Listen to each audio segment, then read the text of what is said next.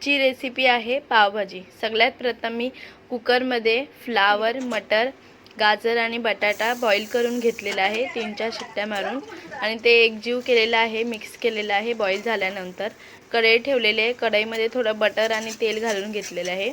कांदा घालून घेतलेला आहे। कांदा थोडा फ्राय झाल्यानंतर अद्रक लसूण मिरचीची पेस्ट घालून घेतलेली आहे।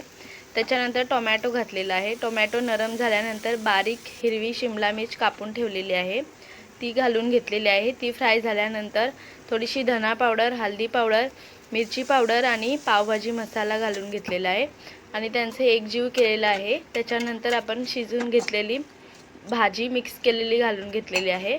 ती मिक्स झाल्यानंतर पाणी घातलेलं आहे, चवीनुसार मीठ घातलेलं आहे आणि ते तुम्ही बघू शकता आपली पावभाजी रेडी झालेली आहे।